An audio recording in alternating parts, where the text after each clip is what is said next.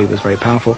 And they said, well, we're supplying the Nigerian armed forces with 15% of their equipment. In Lagos, the British High Commissioner, Sir David Hunt, and his officials would say, oh, no, we're supporting. They didn't say no, they said we're providing the bulk of the weaponry. And both were right. The British officials in Whitehall were right in the sense it was 15% of the value, and the British High Commissioner in Lagos was right in the sense it was the bulk of the Nigerian Army's equipment.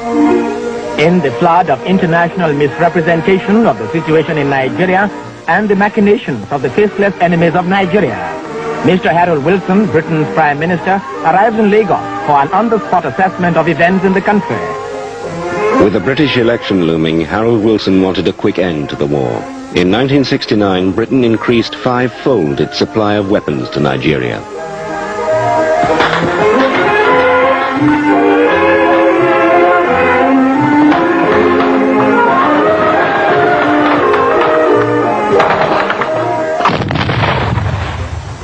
Okay, everybody on your feet up! Let's go! The mortar, come on! I'm a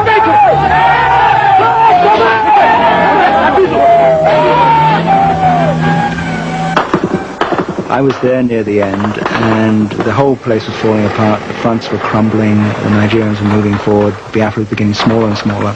But the Biafrans, especially the officials and the people we dealt with and the people we knew by then, they were marvelous at preserving everyday normality.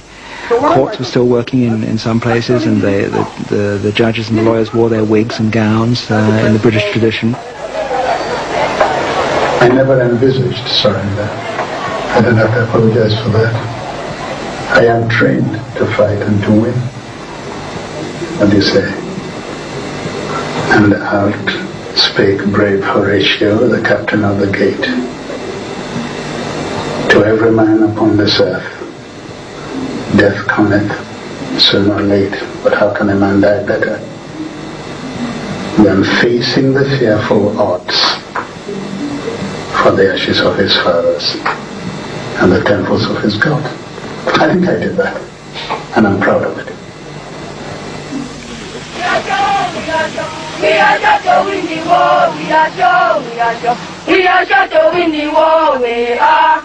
In desperation, Ojukwu mobilized a country boys brigade to raise morale by showing that a new generation was training to take its place at the front line. Fight on, brave boys, fight on! Heroes of our fatherland, pursue the enemy, harass him, destroy the invader. March on, brave boys, now that victory is in sight. March on, young men, beloved in heaven, march on.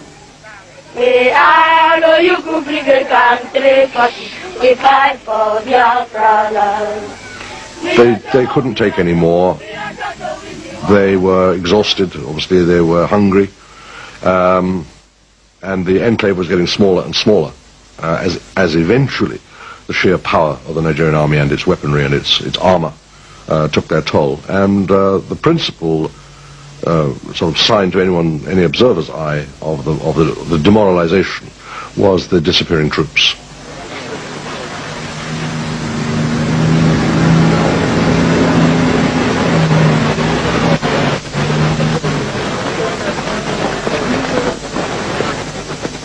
In January 1970, Ojukwu left for a neighboring country.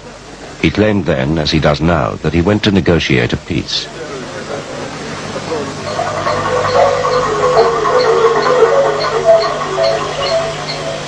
I am convinced now that a stop must be put to the bloodshed which is going on as a result of the war. Our people are now disillusioned, and those elements of the old government regime who have made negotiations and reconciliations impossible have removed themselves from our midst. I have therefore instructed an orderly disengagement of troops.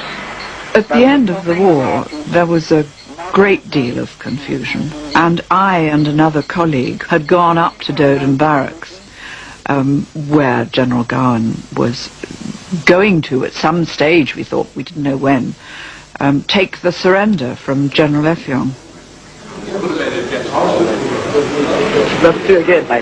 How are you?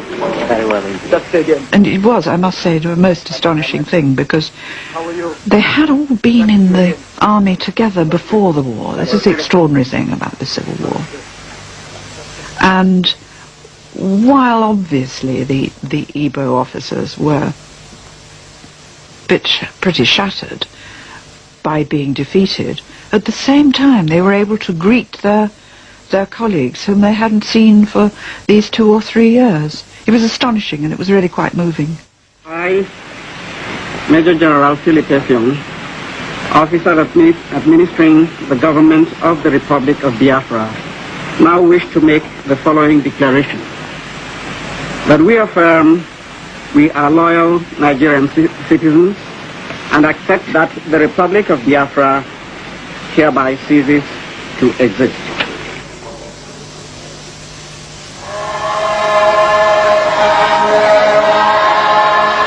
The war lasted nearly 3 years. No one knows for sure how many died. Estimates vary, between 100,000 and 2 million. People were so void of feeling. You had come at the end of 3 years to this. There was nothing to show for it. And yet you didn't know what would happen the next day, because the Nigerian soldiers were advancing to the rest of the heart of Biafra that they hadn't taken. And so people were both expectant, happy, disappointed. Feelings were mixed. People were looking forward to looking for their loved ones if they were still alive. Families started looking for families.